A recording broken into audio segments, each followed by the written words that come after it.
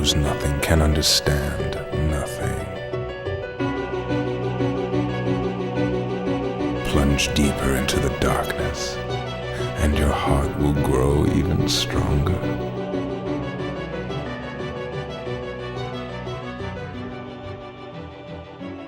Good tidings, and welcome to the Ansem Report podcast. This is episode number 37. Wow. And it's your boy, JK, hosting the show. I'm here with SpikeGhetti, my brother. Hello, hi. As always. I'm very anxious to not be hosting the show. I'm fiddling my hands. It's going to be the best show ever. I can't wait to get this started. We got a lot of great things on this podcast. I'm telling you, it might be the best one yet. We got an interview. Slightly rude. Slightly rude. Kind of hurts. Kind of hurt my feelings, but that's fine. We got an interview with none other than himself, Nomura. Wait, we're interviewing Nomura? No. Oh. No. It's a lot less cool now. Right. Well, that's how you said it. I thought Nomura was going to... No. I don't know anything about the show. You just say, I thought Nomura was going to... We have a third chair here. You thought I was kidding? This chair's not normally here. I thought Nomura was going to sit down and start talking to us. You thought I was kidding? This is the best show. Oh, no. Nomura is not here, full disclosure. Yeah. We invited him, but he didn't want to make the trip. Yeah. Now I have all this, I made this, platter of food I was going to bring out. It's like a cheese. Yeah, it's a really shitty cheese board. Ooh, why are there so many olives on it? But yeah, anyway, interview with Nomura and Yoko Shimomura. I love Yoko. Yoko is the best. I was playing some of her music this morning at my piano lesson. Hollow Bastion. Oh, you were learning Hollow Bastion at your piano lesson? So you can re-record it for our podcast intro? Hell yeah. I like that. We also got a couple of reviews from you lovely people, you wonderful people. Yeah. When you say reviews, are they like... They're terrible reviews. 1-star reviews. No. I mean, from where are they? They're from iTunes. iTunes reviews. Okay. The first one, 5 stars from Cook Ada 3. Oh, shout outs to Cook Ada. Cook Ada 3. I know who that is. I have no idea. Hilarious and informative gaming podcast. Having so much fun listening to these guys talk about all things KH. So many laughs, and they've created some great supplemental content to the game franchise. Definitely worth a weekly listen for any RPG gamer. Hell yeah. Thanks, Adam. Hit me with that supplemental. Let me plug Adam real quick, because Adam's a good guy, and he's on a podcast called Abominations in Technicolor with his brother Rex Overdrive, who I'm sure you've heard of. He's pretty important. And they review, mostly bad movies, and they're awesome. So you guys should check them out, too, if you like that. Check them out. Thanks, Adam. You're the man. We have another review, another 5-star. Holy cow. A must listen for any KH fan. Oh, absolutely. Exclamation point. From APK 1186. Okay. Thank you, APK. From the very first listen, it was obvious that Mike and Jason love KH as much as I do. Hell yeah, we do. My Probably only more. regret is not finding this podcast sooner. These guys will keep you laughing while keeping you updated on all things KH in the best way possible. This podcast is a must listen for anyone who considers themselves a fan of Kingdom Hearts. Hell yeah. Keep up the great work. Hell yeah, love it. So if you're not listening, fuck you, you're not a real Yeah, if you're not listening, I'm sure you'll hear that. I have one thing I want to talk about, and I think this is a good time to bring it up. Okay. I told Jason to wink at me when he wanted me to talk about it, but I feel like it fits right now. Okay. So yesterday was International Podcast Day. Ooh. Which I didn't know was a thing. Yeah, I didn't know. But on Twitter, we got a lot of love for some people that were just like, hey, here's some of my favorite podcasts, and they'd list us at SpikeGhetti Bros. So shout out to those people that did that. You guys are cool. We love you guys. I shouted out a couple podcasts I like, too, because I like to, pay it forward and spread the love. Share the love. But something I realized there are more Kingdom Hearts podcasts out there than I thought. Really? Yeah, because I Got It Memorized is the one I'm most familiar with. Okay. But then there's Kingdom Smarties, or Kingdom Smarts it's called, but their Twitter handle is Kingdom Smarties. Kingdom Smarts sounds more like... Kingdom Smarts is it's a podcast. I didn't listen to it yet, but basically where one person that knows about Kingdom Hearts explains Kingdom Hearts to another person who doesn't in 30-minute chunks, and they go through the whole series. So that sounds interesting. And then there was another one, Kingdom Hearts Union, which I knew about Kingdom Hearts Union. Yeah. Because there's also Final Fantasy Union, and that's been a brand around for a while. Yeah. But something I realized, I wasn't just here to shout out those podcasts, is we're the only Kingdom Hearts podcast around here that doesn't have a Patreon. And I don't. What do they do for their? I don't know. Is there like a whole nother episode? But they were all, like every time I clicked on like their profile and was like, "Oh, sign up for a Patreon," and I'm like, "What do they do? Do they get the episodes early? Do they?"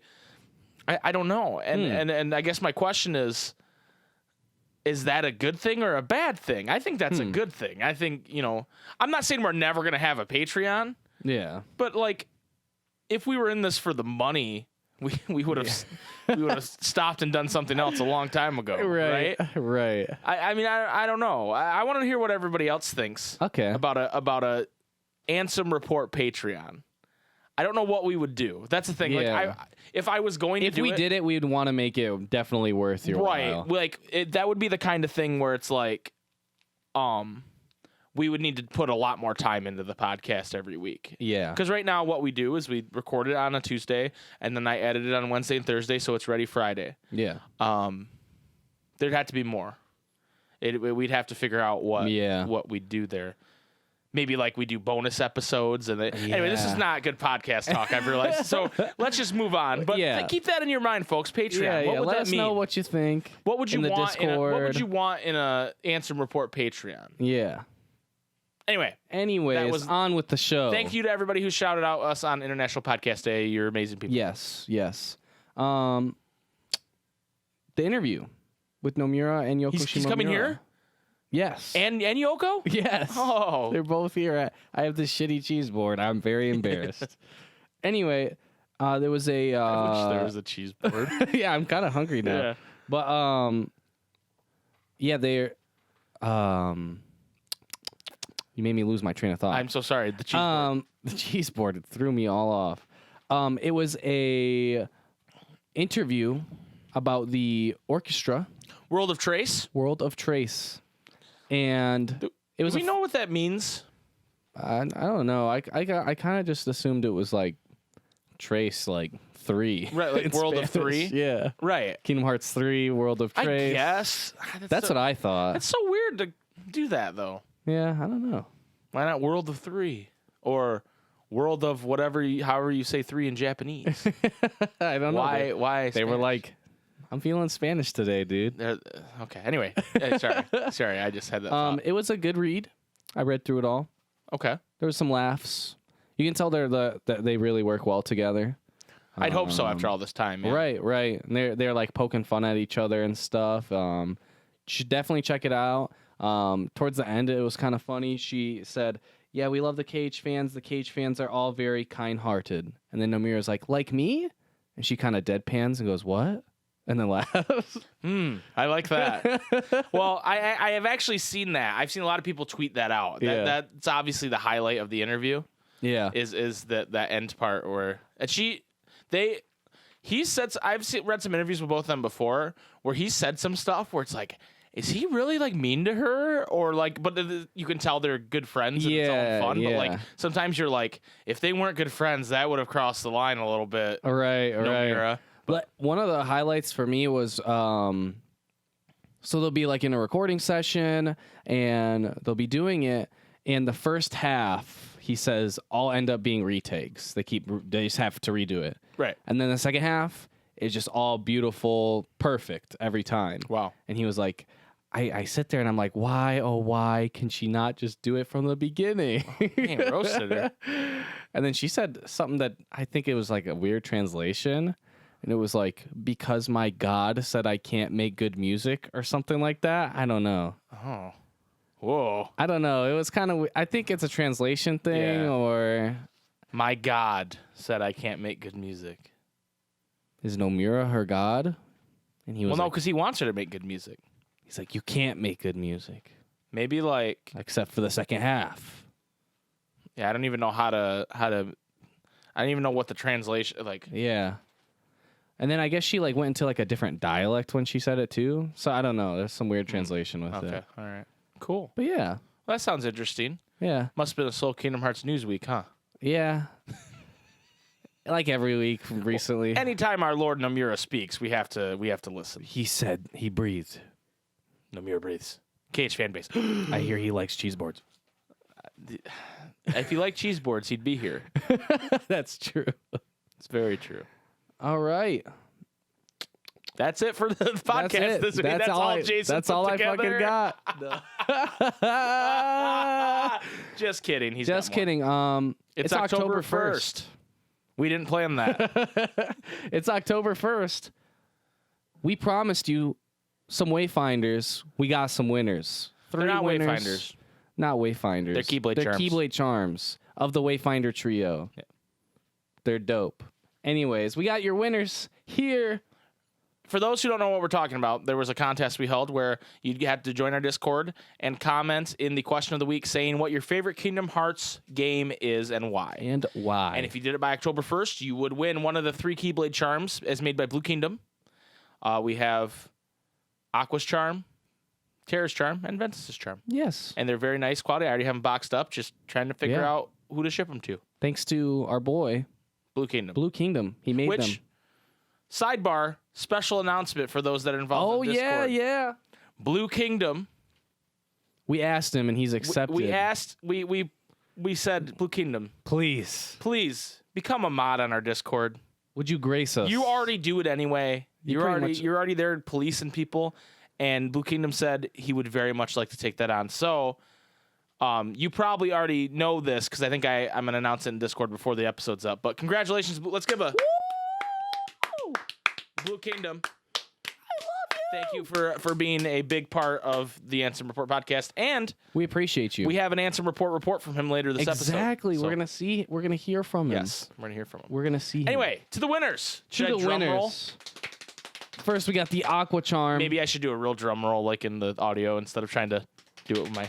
Yeah, it probably sounds terrible. Yeah, and it probably hurts. It does hurt a little bit. My thighs are very pink now. The inner side of his thigh. That's where he was smacking. Yeah, I was. You got to be careful. You might hit some sensitive parts down there. You keep doing that. Anyway, our first winner of the Aqua Charm. The Aqua Charm. Sean 2.0. Sean 2.0. Woo! Sean 2.0. Let's not forget, all 3 of our winners are eternally bound by friendship. Yeah, now they will be what is known as the Wayfinder Trio of the Ansem Report podcast. Yes. So, Sean, let's hear who you're going to be bound to forever. Right. The winner of the Terra Charm goes to... Which means they're the dumbest member of the group. But they got cool pants. Yep.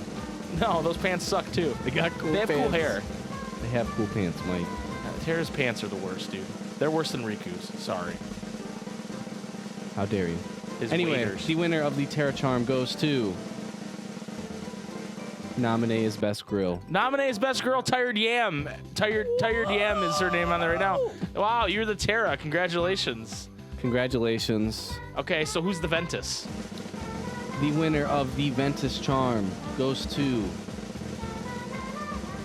Panda Boy. Panda Boys. Ventus, love it. Let's love go. It. So these are all 3 to our active Wayfinder members trio. of our Discord, and we are going to be doing more giveaways soon. So please join our Discord, and we'll have some cool stuff to give away, including a really ballin'-ass Marluxia statue that Blue Kingdom made for us. I wish I could keep it. He told us we could keep it, and I said, nah, we're men of the people. Yeah, we have to. Also, if you're one of those 3 people, and reach out to me on Discord so I can get your address information and send you your prize. Congratulations. Congratulations to everyone. Thank you so much. Thank you for everybody that participated. Yes. We will have more giveaways soon. Yes. Also, have we read those submissions? Yeah, we did that like the week after. We did it right away. There wasn't any that was after that everyone answered right away. There's one that was after, but we can read it this week. Okay. Yeah, we'll read that later then. Yeah. All right. Well, congratulations to everybody. Hit up Mike. He'll get them to you. You guys are eternally bound. You guys are eternally bound. You're the Wayfinder Trio. You always find each other in the darkness. And you'll be getting a Discord role that shows you're the Wayfinder Trio. Oh, you're gonna do all that? It doesn't really do anything, but yeah, you get no privileges from it. But yeah, no added privilege. But you got a role to play. Yeah, your role to play is the trio. Yes. You get bodied instantly. Congratulations. Anyway. We're going to go to our break now. We got a special... I was walking outside. It was raining hellas today. Yeah. Crazy. It's been raining all weekend. Right. My backyard is flooded. Mm-hmm. I walk outside, and there's a freaking bottle. Right. And inside it's a letter. It was really weird, though. But it's a digital letter? Dude, it was really weird, dude. Really weird. I just happened to be recording. When you picked up the bottle? Yeah, and here's the audio that played. It just was imbued in the paper. And then the paper, like, disappeared in my hands. Thank God I had... Yeah, thank God you were recording. Right. I don't have the bottle either. So I have no... What'd you do with the bottle? I think it got washed away while I was entranced. Okay. All right. But so, yeah. I have no other evidence that this happened other than this recording. And it's from Kyrie. Yes. So enjoy that. I'm sorry I left without saying goodbye. Did Master Jensen tell you? I'm training to be a Keyblade wielder like you. That's right. No more waiting for you to come back from your adventures. I want to get out there and do my part to help. Merlin has used his magic to take us to a place where time doesn't matter.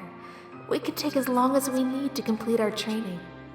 So, since we've had plenty of time to kill, I've subscribed to Audible.com so I can do some extra studying.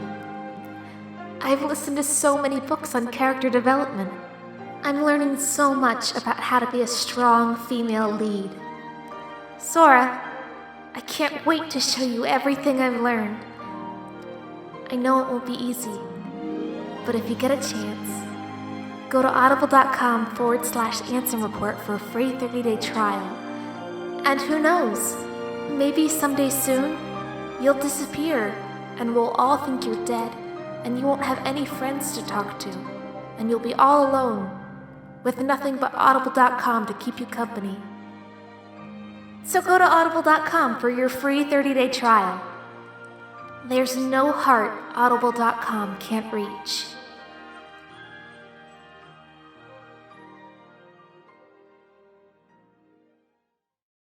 Welcome back. Hello.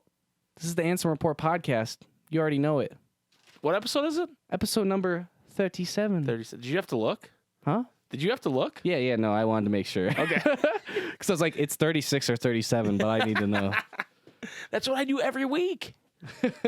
Now you understand. Thank you, Kyrie. Yeah, Kyrie, also known as Master Vodka in the Discord. Yes, thank you very much.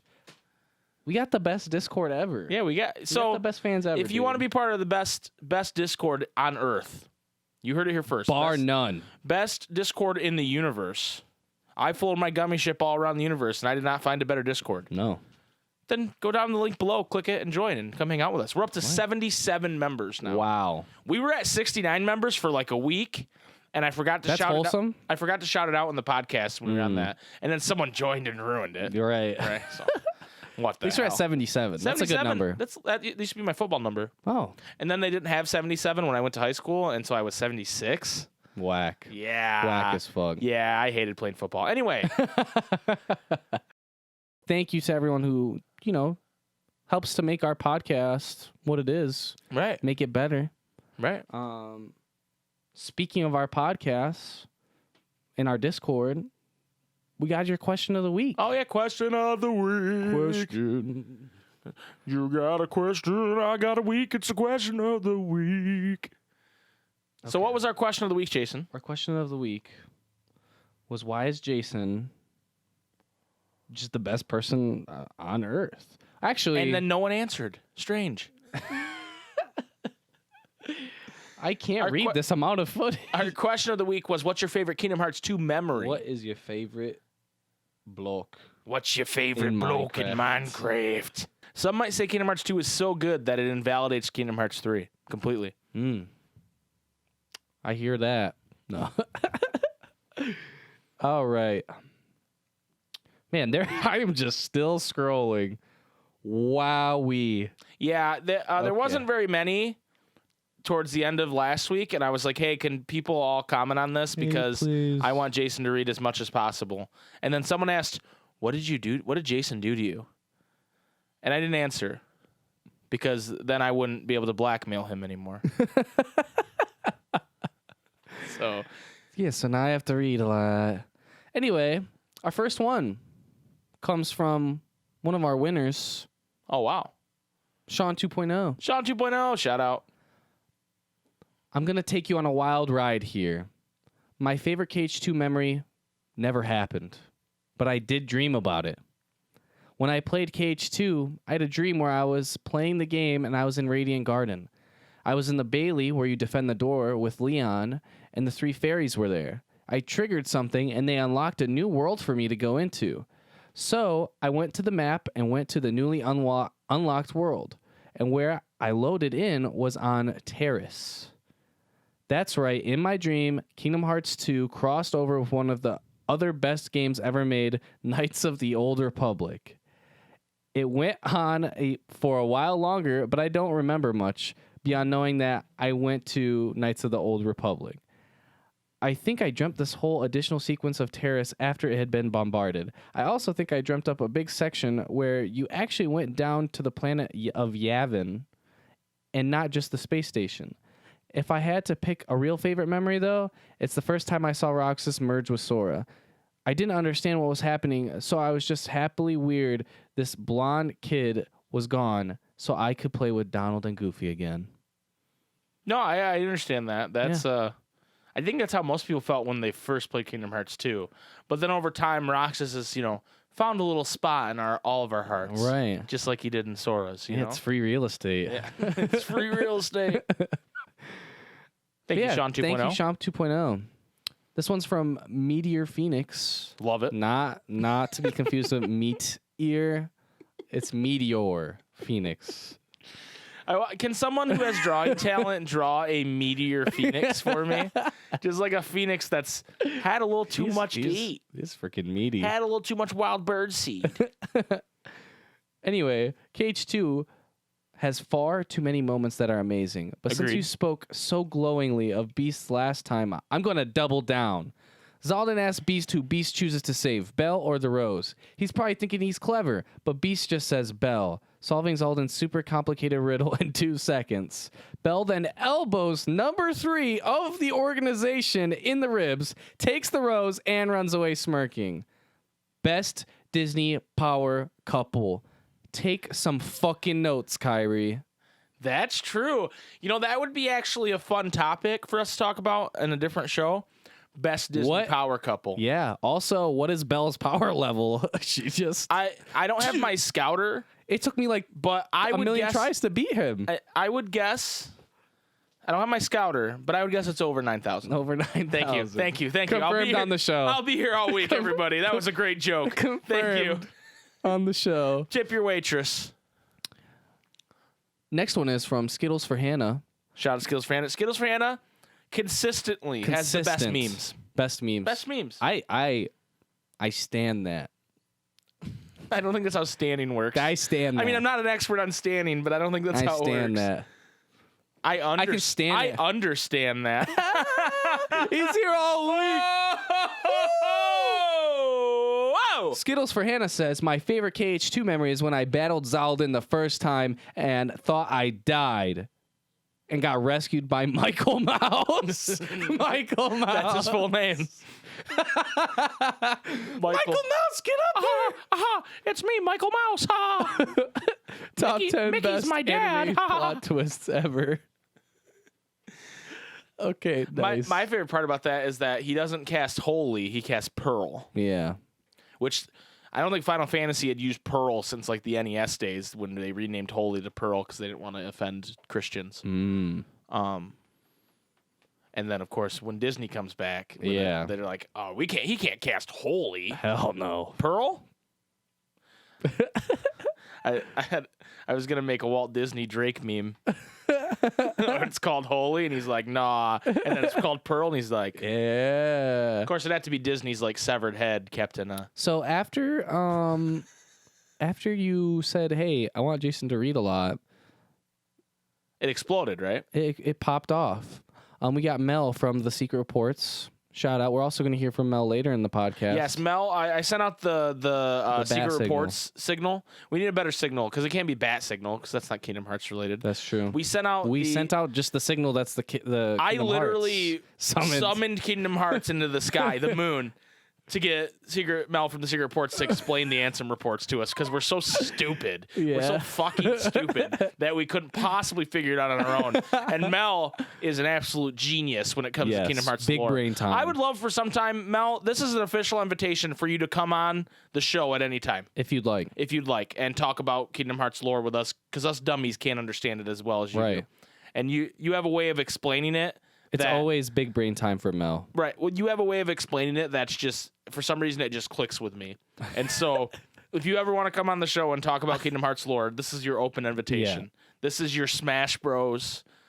This is your... Well, because, your letter that's floating in the breeze, and then you find it and open it and go, oh, the Ansem report, huh? Biggest crossover. Talk about the biggest crossover of all time. Yes. Secret Reports with the Ansem report. Anyway. Double reports. Mel says, went way too far. My favorite KH2 memory was watching Final Mix's secret ending for the first time on YouTube. Oh, yeah. Because I for sure didn't own a Japanese PS2 or even a copy of Final Mix itself. Me neither.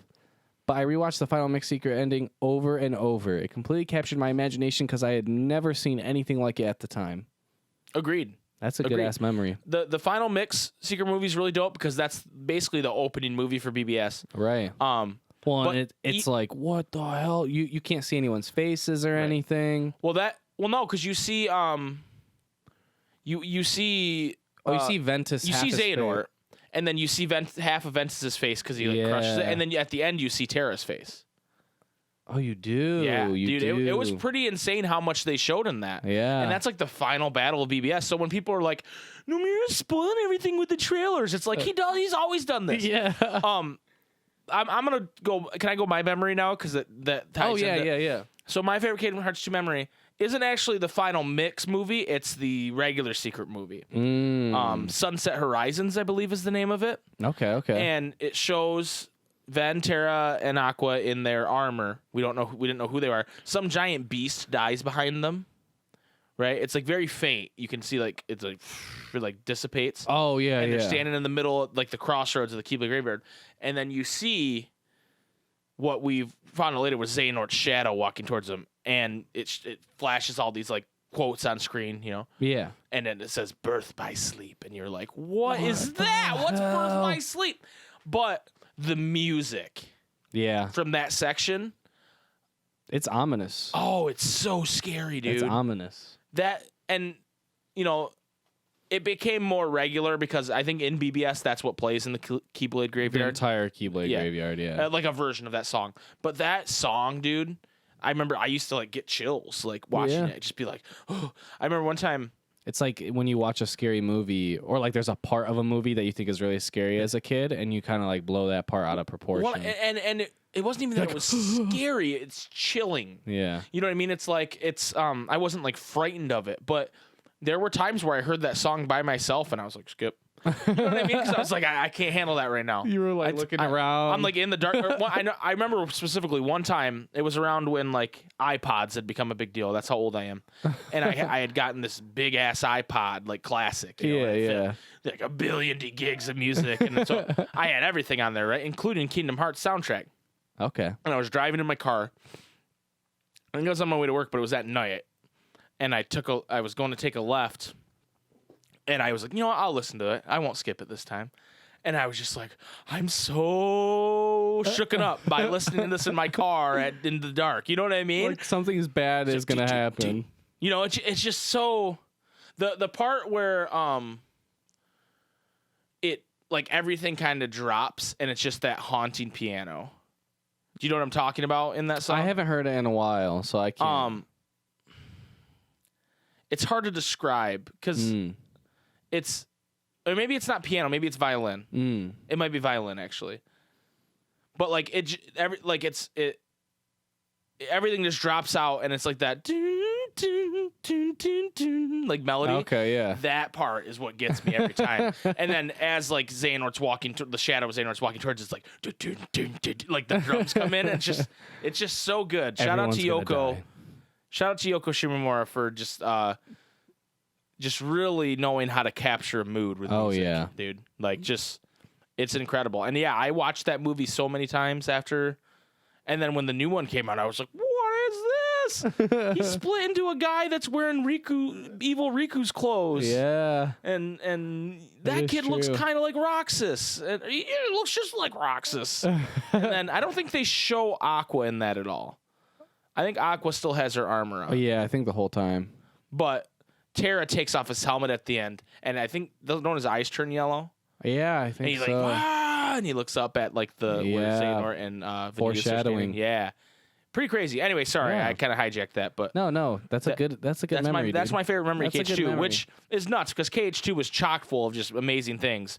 But I've always been drawn to those secret movies. Yeah, secret movies are. I mean, you put so much time in to like unlock the secret movies and stuff. It's like right. And I almost miss the days where you couldn't just like pull up YouTube and like you had to beat it in order, like because I've watched Ozora so many times on YouTube at this point. Right. I kind of miss the days when you didn't. But at the same time, I feel like if that was the case, I'm like, how come it's not on YouTube? Like I'd be mad. You know what I mean? It's a catch 20. Yeah. 22. Damned if you do, damned if you don't. Catch 22. I was gonna say it's a catch 2020. Catch 2020. That's like my news report. Catch 2020. SpikeGhetti. Our next one is from nominated as Best Girl / Tired DM. Tired DM. Whatever you want to go by. A lot of name changes there, but that's okay. At least it's not Sean. Yeah. No offense to the Seans. There was just a lot of Seans. Imagine being named Sean. Wow. Dude, they already quit your union. I don't know what they're going to do. Yeah, I know. now. I have to throw shade at them, dude.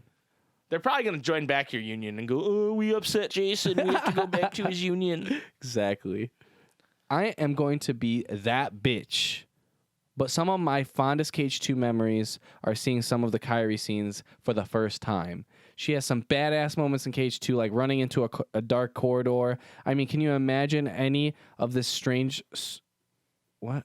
Of this strange server except for the... Thirsto duo? What? I'm confused. Ko and Box running into it without hesitation. Too lazy writing the rest, but still.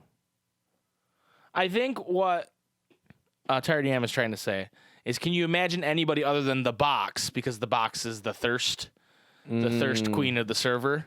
Okay. I think that's what she's trying to say. And Kogaru. And Kokagaru.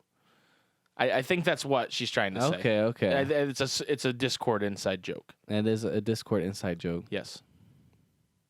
Anyway. Oh, sorry. But that's true. Kairi's way more of a bad bitch in KH2. Yeah. Well, it was a nice progression. Yeah. From 1 to 2.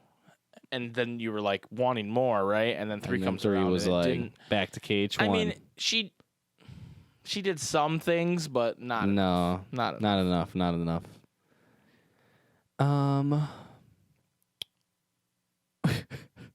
And then there's some. It's Kagaru in the Box saying thank you for your vote of confidence, and then. The Box says, can you imagine being so thirsty that you run into a dark corridor without any hesitation? Yeah, if I knew there was water on the other side of the corridor. That's all. That's the only way thirst could mean. That's not what they're talking about, right? Sometimes anyway, this one is from Mixed. Mixed? What up, Mixed? My favorite KH2 memory was during initial release. I had broken my foot. I was out of work and basically stuck in a chair. I played KH2 for 2 weeks while it healed. The 1,000 Heartless battle was awesome. If I had to pick one or maybe the first time dual wielding. If I had to pick 2, there are too many good moments in that game. Agreed. Yeah. Agreed. That's why I picked a moment that's not technically in the game. Yeah. It's after. Right. Yeah, but the 1,000 Heartless battle is Chef's Kiss. Oh, yeah. The dual wielding. Oh, yeah. The forms. So good. So good, dude. I remember, like, playing And like when you got a new form, you're like, oh shit. Right. And then you're like, well, when do I get the next one? And then the whole time you're just like, I need another drive. I need another form. Give me a hit. Give me a hit. And then you're like leveling it up, grinding it up at the same time. Yeah. Classic. Best game. Best game. I might go play Cage 2 right after this. Oh, wow. Oh, so good. Anyway, the next one is from the box. Favorite Cage 2 memory, gotta be the fight against Roxas in the world that never was, even when it was just a cutscene. In my opinion, it's the most emotional moment in the entire series, and the one that always gets me. When I replayed Cage 2 Final Mix last year and got to experience the fight, and then the added cutscenes, I died. I was bawling like an idiot, just like the first time I played the original Cage 2 back in the day. For me, it's quite rare to get attached to the main characters. I am a hardcore pro-villain fangirl most of the time. But Roxas' story is so well told and so normal compared to all the weird shit that goes on in the rest of the games that has stuck with me across the years. Roxy is best boy, and I am so happy he finally got to go to the damn beach at the end of Cage 3. For sure, That dude. is true. For that is sure. true. That's like something I didn't think about. He finally got to go to the beach. Not with Hayner Pence and Alette, His but summer with his vacation, actual friends. Right. The ones that actually are real. Right. The ones that actually exist. You know, I have a theory that I'm not going to talk about right now, but I'm just going to give you a little taste of it. Hayner Pence and Alette aren't real. Just in general. Just in general, they're not real. So like, No, we're not going to talk anymore about it. That's all I'm going to say. That's my theory. Was that it for question of the week? No, my phone just died, so I need yours. Oh, good Lord in heaven. That's what happens when you... Dude, I had to use Google Maps for like a solid hour today. It just drained my battery. And plus I have this like... The thing that I think drains my battery the most is this stupid Progressive app that like tracks your driving, like the safe driving thing. I think it just drains it. Okay, where were we? I can... Box. I can find Yep. it. Here you go. Here's the next one. Thank you. Shout out to my iPhone 11 for letting Jason read the rest of the questions of the week. It's such a good phone. I can see it so clearly. Yeah, you're welcome. Okay. Jason's getting comfortable I'm getting right now. comfy now. All right. This is from K Fleur. K Fleur. Favorite Cage 2 memory. Mine is actually the vibes I got from watching the opening cinematic movie. Oh, hell It really is a beautiful work of graphics and editing that nicely summarizes what happens in Cage 1 and Chain of Memories without too many spoilers. Sanctuary is also a bop, so that's always a plus. Total goosebumps in the scene where Sora, Riku, and Kairi are holding hands in the sand at Destiny Islands, and just as the music gets quiet, they all fall through it and Roxas emerges. Me, being a young... sweet summer child, actually thought it was Sora because a neighbor made me believe he had gotten a new hairstyle and was more grown up in this game. Classic. Nice. Classic. He's got the bleached hair from the Classic sun. unreliable narrator. Classic. Oh, yeah, that's him. He's just older. Our next memory comes from another one of our winners, Panda Boy. Panda Boy. What's good, Panda? Favorite Cage 2 memory, the beginning of a new adventure, a new story. The moment in the opening cinematic when Riku, Sora, and Kairi are laying hand in hand is one of my favorites. The beach moves in a horizontal view and Roxas drops through from Sora was a start of something new, some special to me, and from then on, I developed my love for my favorite character, Roxas. The whole beginning segment with Roxas is my favorite Cage 2 memory. It gave a warm feeling of hanging out with my friends during summer vacation and an identity feeling, a boy trying to figure out all the changes happening around him. Last but not least, the moment when Roxas finds Sora giving in to the thought he belongs with Sora, although his heart belongs to him. The bittersweet moments of summer ending. Sora, you're lucky. Looks like my summer vacation is over. That's my favorite Cage 2 memory because I reminisce of days when there was actually a summer vacation. No worries of school or work, just doing whatever you want. Bonus, when Sora gets flung just from Hades flicking him with his finger. Oh, yeah, that's classic. That's classic. Sorry, I thought the me doing Roxas theme was necessary. No, it was necessary. Okay. It was necessary. Whenever I hear "looks like my summer vacation's over," like that song is just there. Yeah. The depression is there. Yeah. Definitely. Our next one is from Ghost Type. Shout out to Ghost Type. What's good, Ghost Type?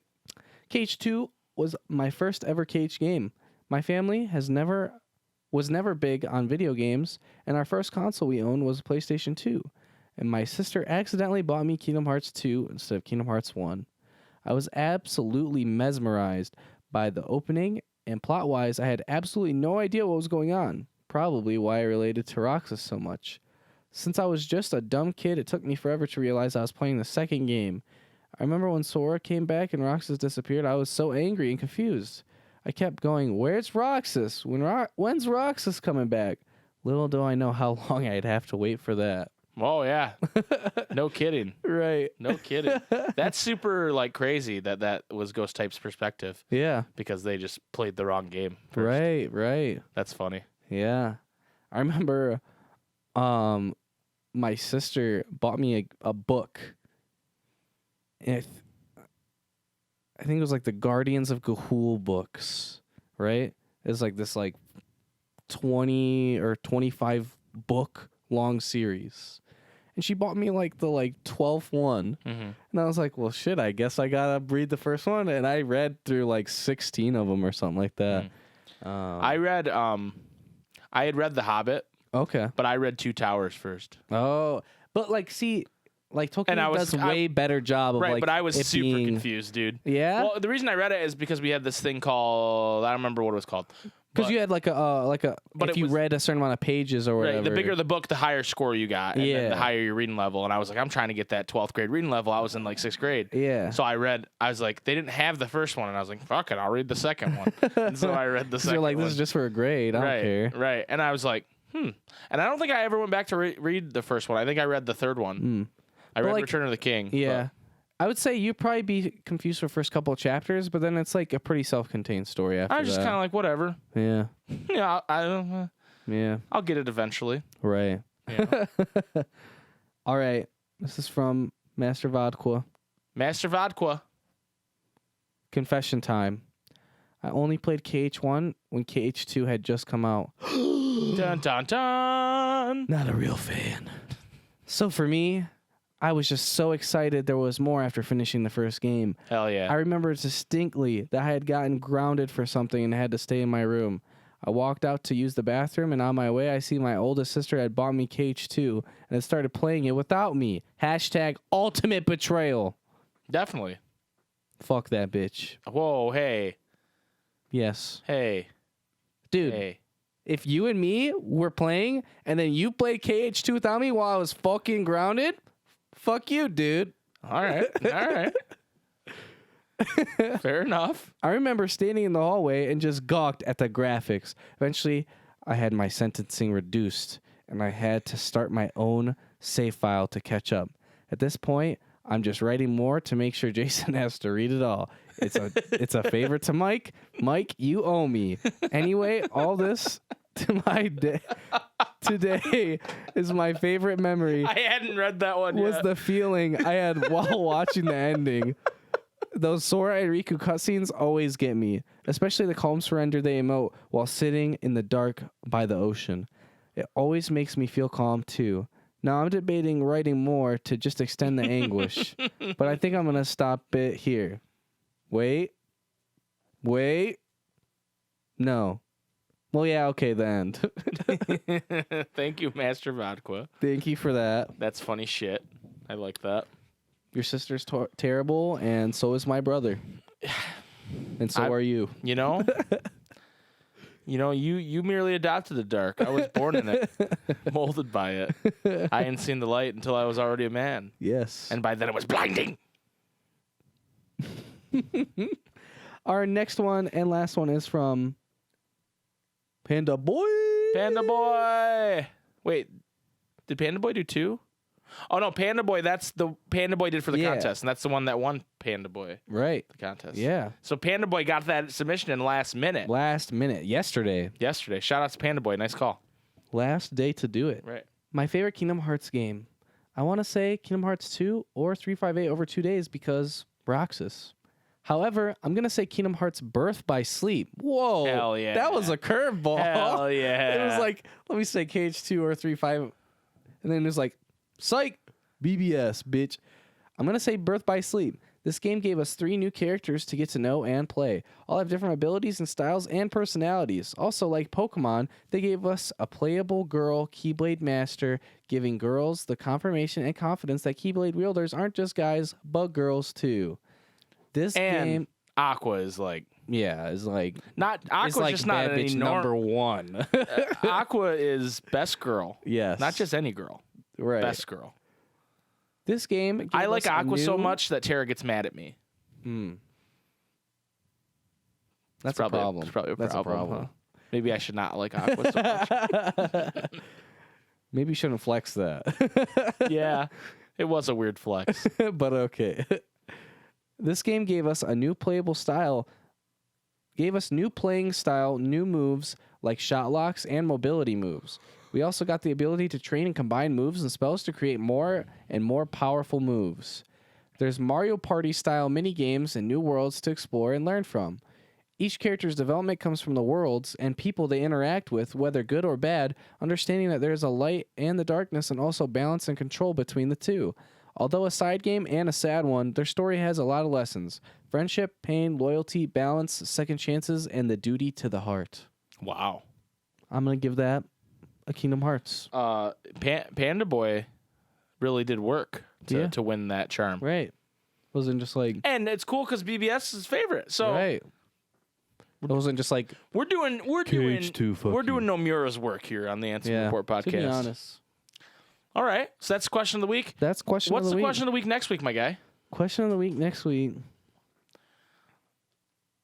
Jason, this is sad. I seen one that I was kind of interested by. This is sad because I thought you knew the answer to this. Master Vodka suggested a question of the week. Yeah. What was the who would you cast, right? Who would you cast in a live action KH? Yeah. And you didn't want to go with that? No, that's what I was going to go with. Oh. Well, then why didn't you just say that? Because I wanted to make sure I got it right, dude. Okay, fair enough. Let me run my show, dude. All right, sorry. Fuck you, dude. Sorry. Let me do my thing, dude. All right, I'm sorry. Dude. I love you, dude. I love you too, bro. Anyway, our question of the week is Kingdom Hearts is a live action movie. Who do you cast? Who are you casting? Wait, KH1 or can it just be it's a series? It's now? a series. It's like so a TV show. I could cast Yensid. Yeah. I can cast Yozora. Yeah. You can cast anyone. I want except for like the Disney characters. Like they're still animated. Hercules is animated? Yeah. That's weird. Can't we cast the voice actors? It's open. It's open. You can do whatever. Okay. Well, no, animals still have to be animals. Yeah. Mickey still has to be a mouse, but you can cast a voice actor to play Mickey Mouse. You could be like, Danny DeVito's going to play Mickey Mouse and Phil. But when he plays Phil, it's live action. With CGI. CGI to be like a foot tall. No, he's about the right height for Phil. We just got CGI the hooves on. No, he's not. He's so small. Phil's like 2 feet tall. Yeah, Danny DeVito's like 2 feet tall. Have you seen that guy? Hercules picks him up like full diaper baby. I could pick up Danny DeVito like that, and I'm not as strong as Hercules. Okay. He'd be like, put me down. I'm not some kind of baby that went poo-poo. I got 2 words for you. Put me down. Adult diapers don't leak. Anyway, so that's the question of the week for next week. So fucking answer it. Answer it. I don't know what I was going to say. You gave me my phone back, but you still need my phone. I forgot. You still need my phone. But yeah, thank you to everyone who answered question of the week. We love you all. Appreciate you. That was me giving you kisses. Kisses. Little kissies. This is a little awkward, dude. No tongue. No, just Strictly little lip service. smooches. I'm giving little smooches. Strictly platonic smooches. You never smooch your friends? No. I smooch Addison every time I see him. Just smooch him all over. He doesn't like it. But I do it. It's not consensual. But it's platonic. Like, I'm not sexually aroused while I smooch him.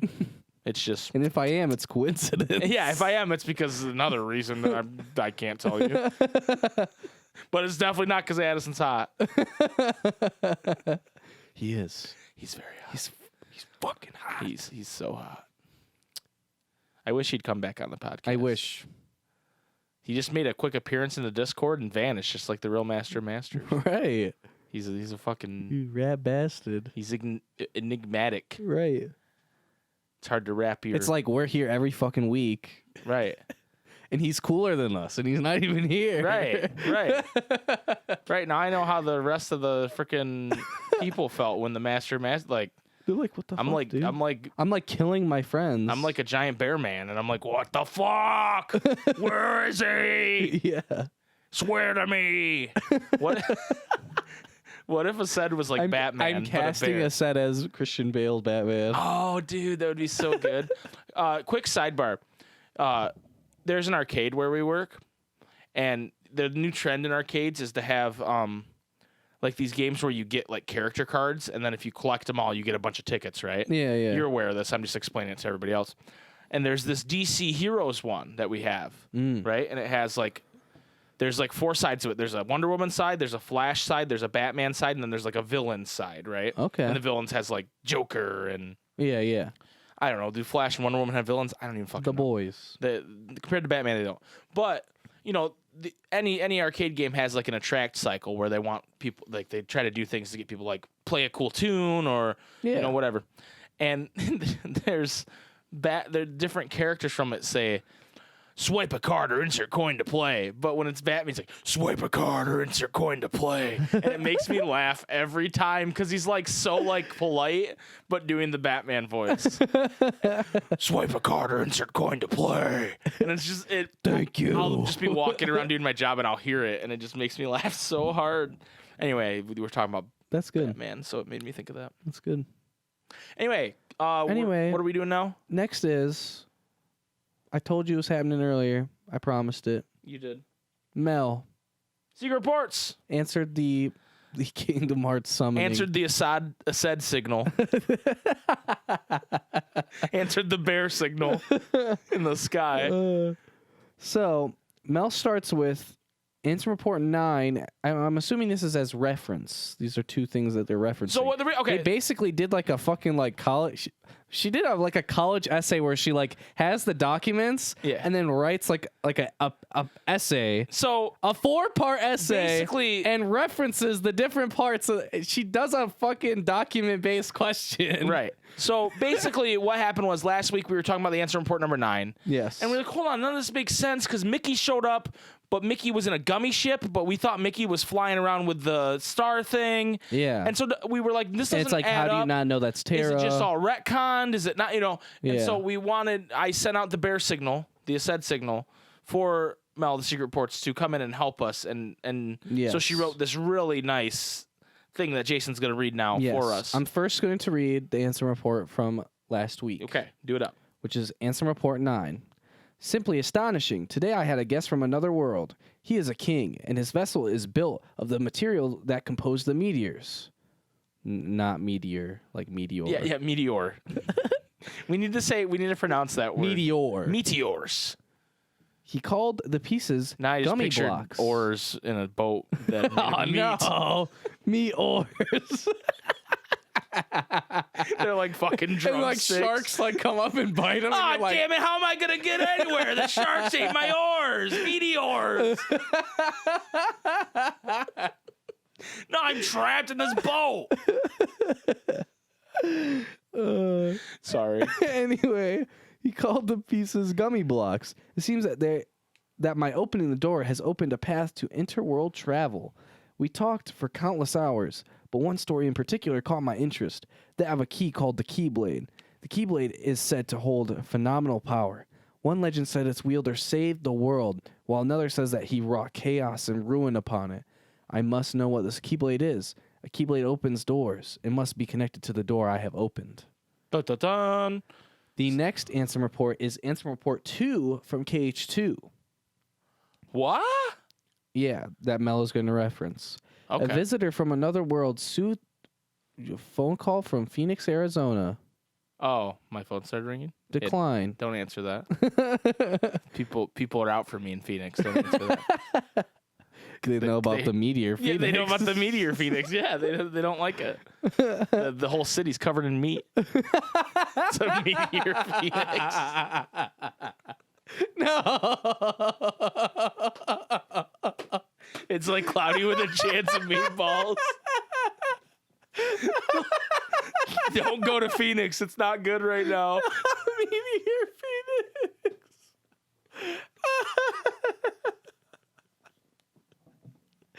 Oh no. Oh no.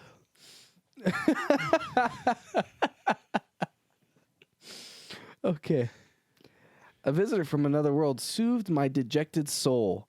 A tiny king named Mickey came wielding a legendary key, the infamous Keyblade, said to bring both chaos and prosperity to the world. He was very knowledgeable on many topics, and we deepened our friendship as we conversed companionably. Upon his advice, I decided to review the data obtained at my basement lab. This is when I discovered the Ansem reports.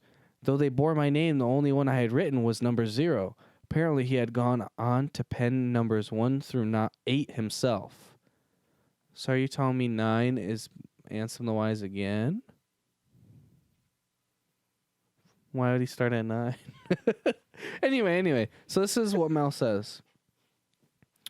So, remember that in English, the KH1 Ansem reports start with the number 1, while in Japanese, they start with the number 0. Okay, so what I said is wrong. Right. So the reports that Ansem the Wise refers to in Secret Ansem Report 2 is KH1's Ansem Reports 2 through 9. This is not to say that Ansem the Wise wrote Kingdom Hearts 1's Ansem Report 10 through 13, but chances are Xehanort finished those himself still after Ansem the Wise discovered 2 through 9. Like the way of Xehanort saying, I just got in trouble for stealing Ansem's identity, but fuck the police, I'm doing it even more because fuck you. Got it. Okay, that makes sense. This is supported by DDD's first cutscene, where Xehanort still takes the name Ansem. Because we see the lab activated in the background, this cutscene probably takes place around Ansem Report 12, where Ansem submits to the darkness and becomes a heart. Ansem the Wise could not have written KH1's reports 10 through 13, since by this time Xemnas, created by Xehanort submitting to the darkness and becoming a heart / plus nobody in KH1 report 12, banished him to the realm of nothing. KH2 Ansem report 3, 4, and 5, although that negates the one theory you read earlier in the podcast, Ansem the Wise only discovers nobodies in KH2 Ansem report 6. Paragraph summary. Ansem, the Seeker of Darkness, still wrote all of KH1 plus KH1 FM's reports. Okay. So,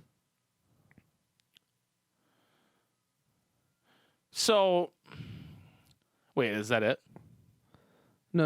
Oh, that's okay. only part 1 of 4 that Mel has written down. Okay.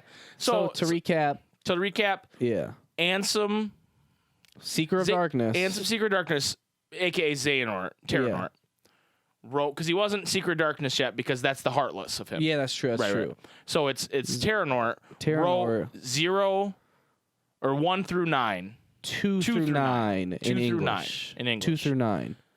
Ansem the Wise wrote 1 or 0 in Japanese. Yeah. He wrote 2 through 9 and then 10 through 13 as well. But when Ansem Wise discovered it in Kingdom Hearts 2 in Ansem Report 2. He had only written up to 9. He'd only written up to 9. And then he wrote 3 more.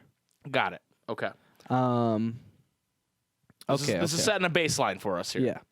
Here, it's important to note that Mickey never meets Terra in Birth by Sleep. Somehow Nomura was able to write the entire game without the two ever meeting face to face. This is why Mickey does not immediately recognize Apprentice Xehanort in this scene of KH2. Really? Yeah. I thought he would have met Terra. I guess you're right. He knows of Terra. Yeah. Mickey does refer to Terra as his friend in DDD. What you did back then, your mistakes, changed the destinies of 3 of my friends. But that is an overlook. Mickey was only told about Terra by Aqua, like in the mysterious tower when Ven's asleep. So paragraph, Mickey didn't realize Terra was possessed by Xehanort until Cage 3 because Mickey never met Terra himself. That makes sense. And I never realized that it's weird that Mickey's like, yo, my 3 friends, and it's like, Mickey, you only met 2 of them. Yeah. Mickey, I think next week I'm going to do a little, I want to talk more about Michael Mouse here. Michael Mouse. There's been a lot of, the Discord's been talking about it a little bit too. Mickey does not get painted in a very good light. No. In any of Kingdom Hearts. So I kind of want to look into Mickey a little more. Yeah. Maybe. But like not outright. Like you have to like read between the lines. Right. I mean, there's like something that people have been referencing is how he talks about darkness is scary and I don't really know what it is, but we should hate it anyway. Like he doesn't say that exact words, but it's kind of what he says. Yeah. Right? Anyway, sorry that I think me and Michael Mouse are gonna have some time together next week. Yeah. So the third part is there's a link to a YouTube video and says this cutscene is also linked earlier, takes place before Mickey sets out to find out why the stars are blinking out. The letter in Cage 1's beginning. But it's still set during a time when Mickey is king of Disney Town. Cage 2 Secret Ansem Report 2.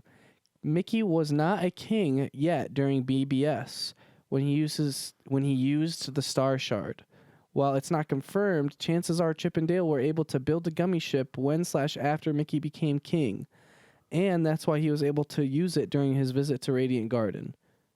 This cutscene and Cage 2's Report 2 are set during a time when Mickey had access to the gummy ship. Okay, so when he meets Diz, so Ansem the Wise, he's a king already. But when he's using the star to travel, he's not a king. He's right. He's not a king yet. It's assumed that whoever Ansem met isn't Mickey?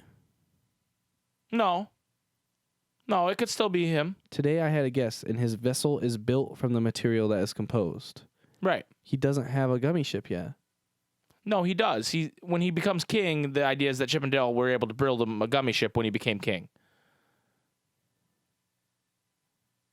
Okay, let's go on to the fourth part. Okay.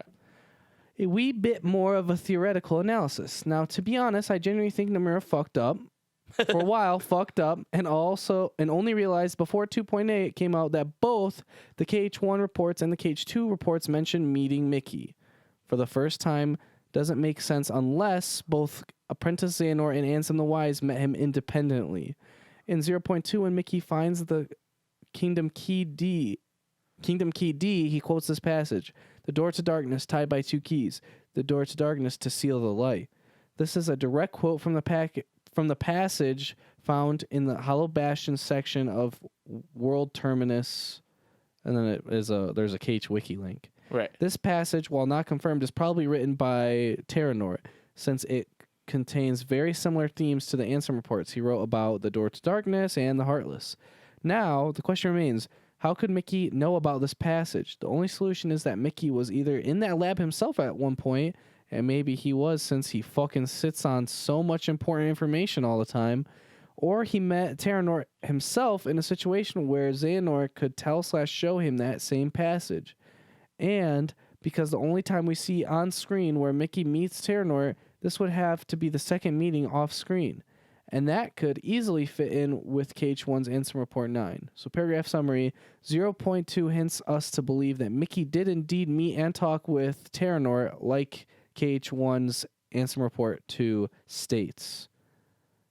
Okay. At Spike, one of you owes me a free Coke, LMAO, split the money. We will definitely buy you a free Coke. We'll buy you multiple Cokes. Okay. So here's my thought I need a process. Coke too, dude. I had to read that. Yeah. You need like a hand warmer or something. Why do I need a hand warmer? No. Mel needs like something for the hands because it was tight. I think she just wants a Coke. I did it. So here's my thought process on it. I think it's a retcon. It's obviously a retcon, right? But what if hear this? Let me play this out for you. Thank you for that information, by the way, Mel. what if, he's pretending, he's putting his name in as Ansem, right?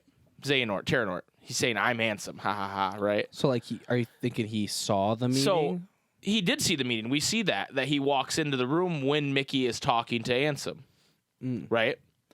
And maybe after Mickey leaves, Ansem's like, yeah, I met this king, blah-de-da-de-do. And then Terranort's like, oh, I met this king today. Oh, that could be it, yeah. He's like, in my diary, I met this king, and he was cool, and we definitely hung out, and we're totally friends. You know what I mean? Yeah. Like, that could be the explanation. Now, the 0.2 stuff makes that a little murkier, right? Because it's like Mickey does quote that weird, it's that terminal you find in Kingdom Hearts 1 in Hollow Bastion that's like has all the dark energy around it. Yeah. He does quote that, which is strange. But maybe that to me has always sounded more like, as opposed to science, which is like what Ansem the Wise tries to deal with, it sounds like a legend to me, right? Okay, yeah. And I think it'd be possible that Mickey heard that somewhere else. It's like, may your heart be your guiding key. Right. I could be wrong, though. But it does sound like a legend to me. Okay. So the answer that Mel gave us is that it's fucked up. It's there was retconning, and yes, there's something we haven't seen that either explains it or there's not, and Nomura hasn't really thought about it. Yeah. So yeah. Right. So he Terranort did write the KH1, but it's like it's weird because it's like when you're playing the game, you think it's Seeker of Darkness that wrote it, but it's not. Right, it's not the Seeker of Darkness, it's Terranort, yeah. Because because the game tells you, like, okay, so Terra and I started playing 1. Oh, no. We're misunderstanding. I guess Seeker of Darkness did write those. How? Because he still has his memory or whatever. So Seeker of Darkness wrote 1 through 9. Or 2 through 9. No. And then Xehanort, Terranort, writes the rest of them. No, that's impossible. Because he references things like, oh, today this thing happened. Oh, that's true. Do you get what I'm saying? That's impossible. There's no way that's actually what happened. Okay, the summary was misleading. Right. So Terranort writes all of KH1 secret reports minus the first one. Yeah. I mean, Mickey it's all a retcon. Didn't realize Terra was possessed by Xehanort and killed KH3 because Mickey had never met Terra himself. And he doesn't look like Xehanort. Right. But he had met Terranort, or it's assumed he met Terranort, right. Or Terranort was like I mean, okay, think about it like this.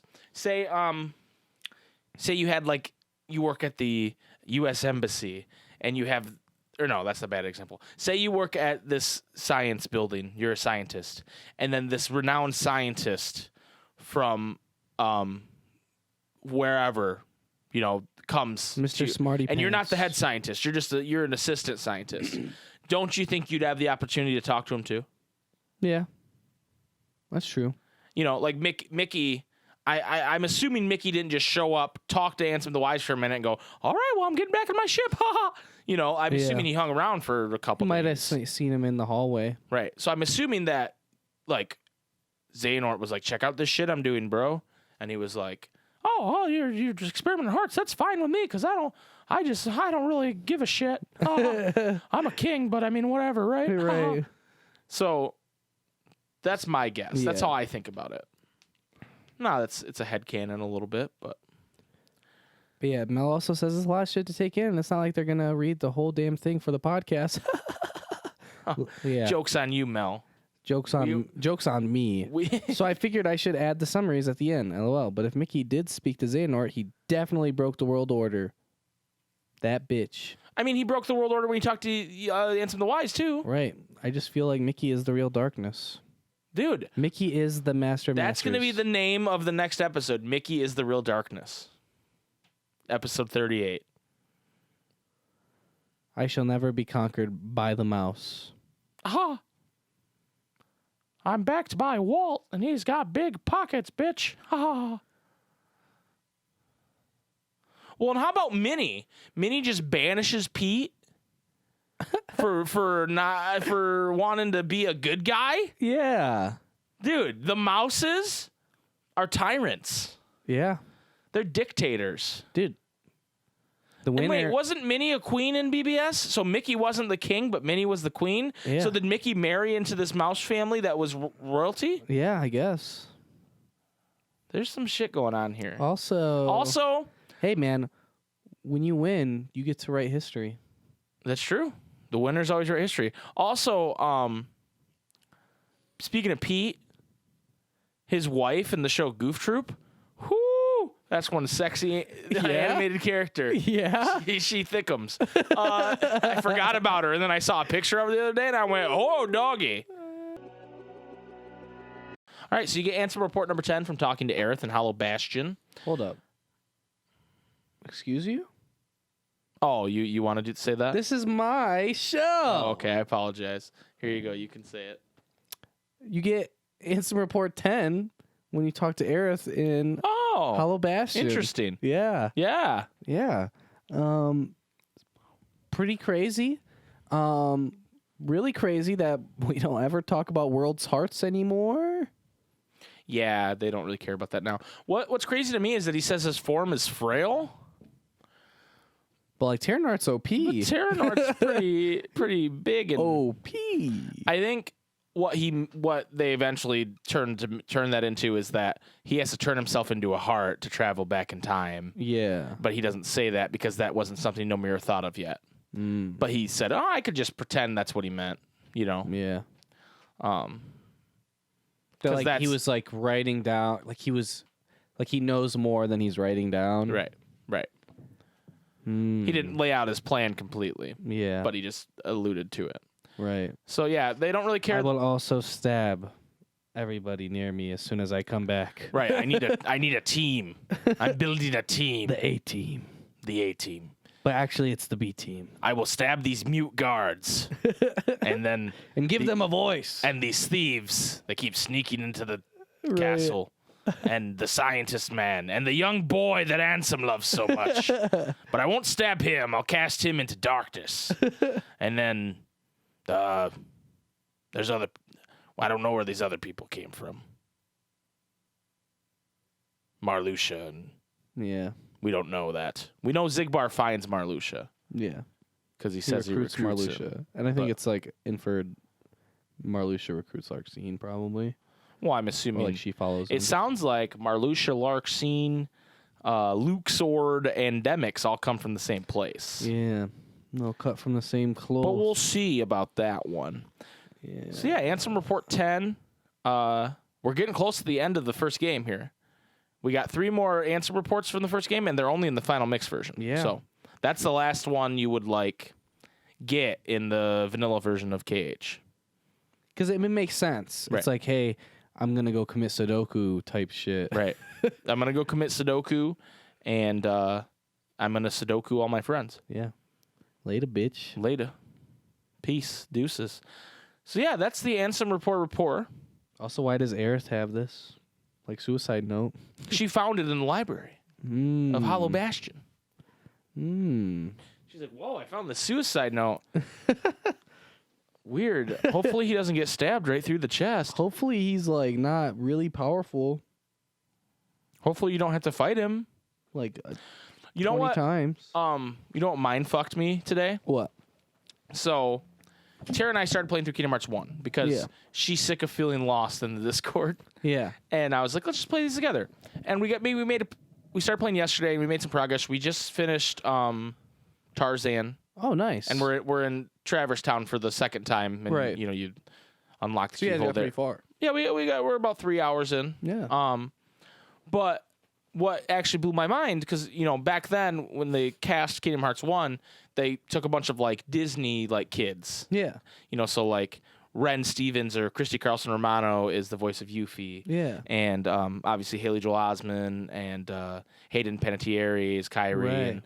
And, but what was crazy is that Aerith was voiced by Mandy Moore. Huh. Right? The pop singer / actress / right. love of my life, goddammit.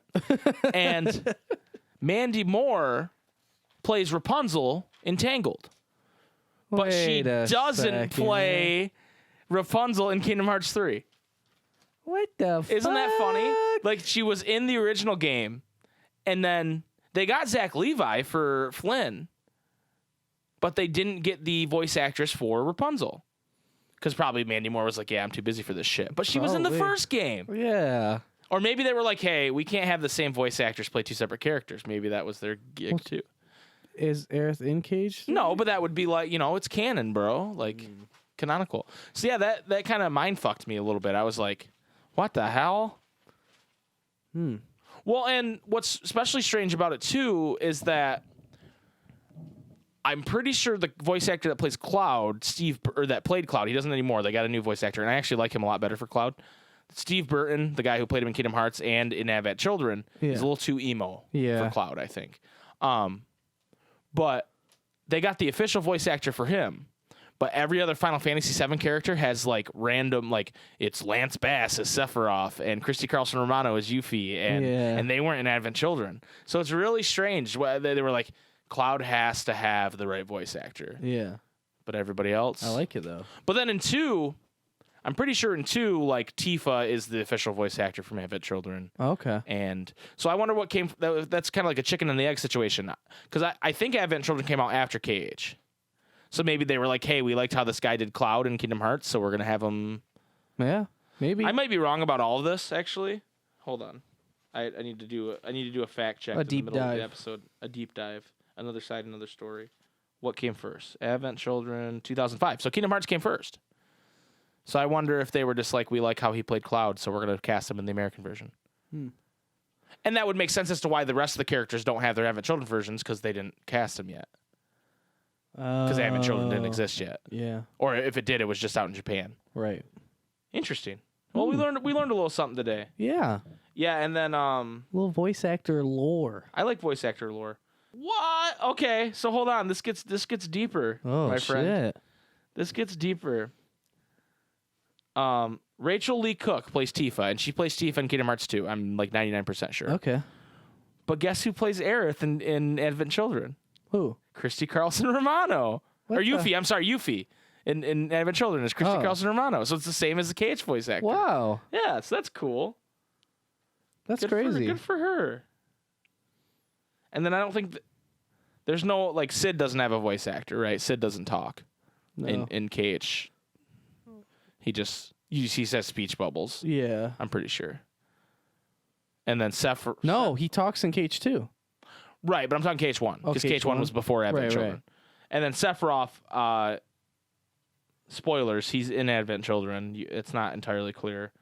If you've never seen Advent Children, I'm sorry. But he is not played by Lance Bass in Advent Children. They got rid of that casting. But anyway, that is a weird voice acting. Is it the same voice actors in KH2? What is Cloud doing? I don't know. I can look. So in Kingdom Hearts 2, Aerith is played by Mina Savari. Do you know who Mina Savari is? Not by name. She's in American Pie, and she's in American Beauty. She's in a lot of American movies, apparently. American Psycho? No, not American Psycho, believe it or not. She didn't do the trifecta. No. And then an actress named Mae Whitman plays Yuffie. So Christy Carlson Romano and Mandy Moore got booted then. What the fuck? Yeah, interesting. But George Newbern is the actor for Sephiroth. Wow. From Advent Children. So they were... That's so weird that they switch voice actors between Advent Children, and if you have Christy Carlson Romano... Like, why not just... Yeah, that's weird. I guess it's not like she's doing anything. Well, it's also like whoever they had, basically, because I don't remember there being like a big difference in the voice. Yeah. They went for the same kind of deal, right? But I don't know. Someone doing an impression of her Yuffie. Right, yeah. Yeah, or very strange. The only Yuffie, I guess, voice-wise. And that's a different Leon, too, in Kingdom Hearts 2. I don't know if you realize that. Yeah, yeah. It's Doug Erholtz, whoever that is. Oh, he's Vega in Street Fighter V, dude. All right, good for you, bro. That's his most known. Then it's Squall in Kingdom Hearts 2. Okay. Been a weird tangent we went on at the end of the podcast, huh? Sorry. I didn't control the whole podcast, so then I had to start saying things at the end. Yeah. Are you feeling better? I feel great about it. Feel better about it? Is there anything else that you wanted to talk about before we end? It's your podcast. You know, I was like thinking, like, what should I do for my podcast? And I was like, I could do like a Zigbar voice the whole time, but I need to have like some type of like fucking You need a throat lozenge. Yeah, I need some type of like some type of brew to help my voice. You didn't shake up the formula too much. No, which I wanted it to be solid. You want it to be familiar. Yeah. But with your own twist on it. Yeah. I think you did great. Thank you. I want everybody to let Jason know how he did in the Discord. Please don't hurt me.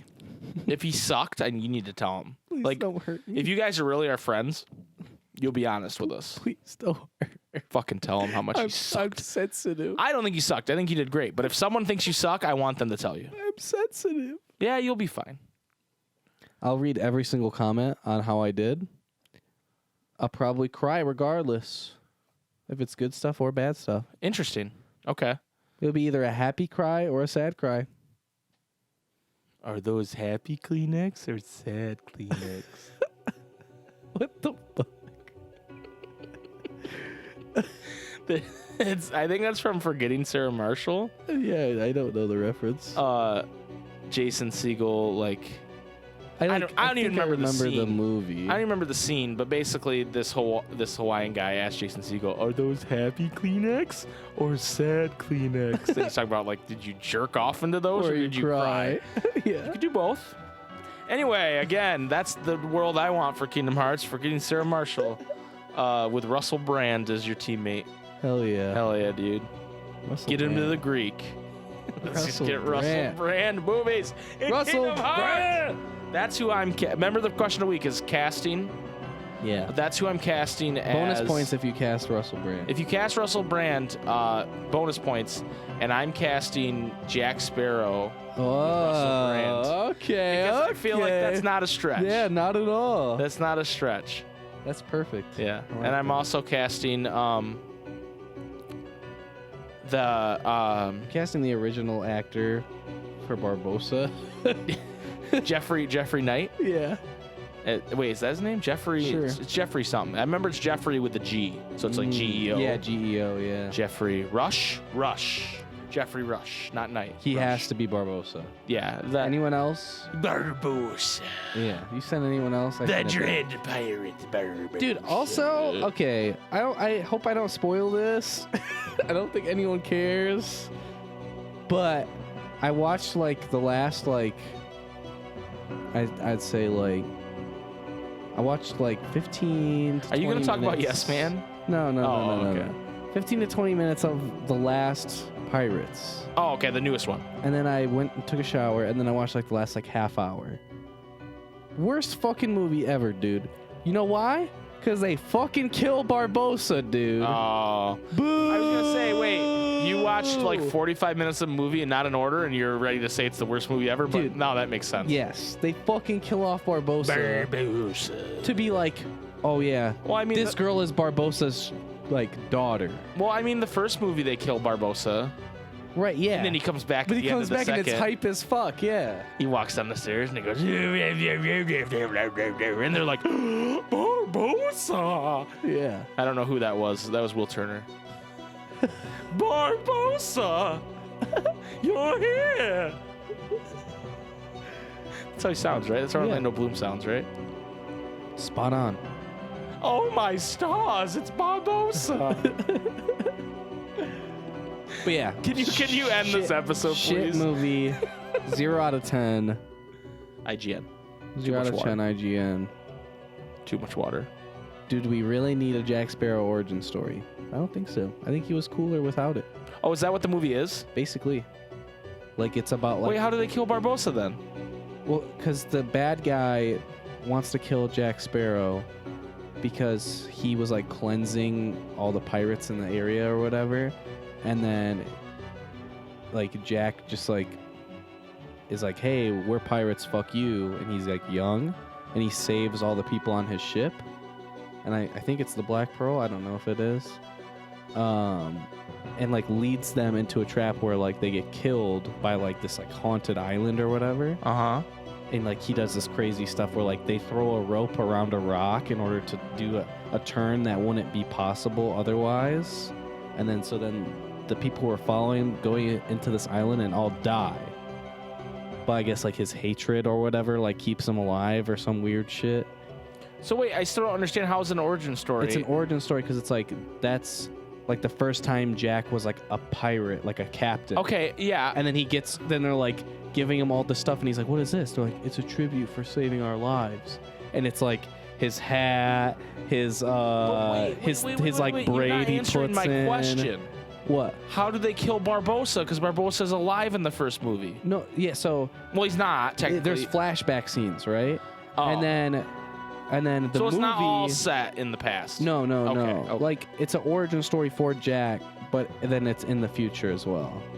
And the acting, like, it's like Johnny Depp was doing an impersonation of his own acting. Like he couldn't. Isn't that all Johnny Depp does? He couldn't do that. It's like he couldn't do the character again. It was weird. He didn't feel like Jack at all. Huh. But you know, if Alan was sitting here, he would say the problem with the Pirates of the Caribbean is that the first movie wasn't about Jack Sparrow, and then they made it all about Jack Sparrow. Yeah. That's what Alan would say. So yeah, it's the truth. Yep. It's the truth. But yeah, Barbossa kills himself to save some random girl, who's his daughter apparently. But then she's not random. Right, but like to you at first, like yeah, it's very heavily implied that like it's his daughter, but she doesn't care about it until he dies. She's like, no, He was my dad. My name is, call me Barbossa. And I think that's the last line of the movie. Is she played by I don't know. Leandro Barbosa, the Sure. basketball player? Yes. Yes. Okay, can you please end this episode? Anyway, this is the best episode. Oh my God. Man. Ansem Report episode 37. Thank you all. If you made it this far, you're a real one. Oh, Jack Sparrow. You're a real one, and I appreciate you, and I love you. Barbossa, oh my stars. Stop it. Anyway, this is the end of the episode. Succotash. Remember, you can join the Discord. Link below. Join the Discord. Thank you. Hang out with a lot of cool people. Leave us 5 stars. Or 4 at least. No. Don't leave us 3. Dude, we have a 5 out of 5 rating on there, and it's all thanks to you guys. Yeah, that's true. That's very Thank true. you. You guys are. Thanks to everyone who's done a review. You guys are superb. Superb. I would give you guys 5 stars. Yeah, if you had a podcast, I'd rate you 5 stars. I'd rate you 5 stars. If any of you have podcasts, tell me. And Let you us should sign know. up for Anchor Yes. because it's a good service and we like it. Anyway, This has been the 37th episode. wait, Thank do I you. get to say it? Yes. Mike. I wanted so long to say it. Mike, hit him with it. May your heart be your guiding key. I thought you were going to do, may your heart be a guiding key. May your heart be your guiding key. You're supposed to whisper thank you into the microphone. Thank you.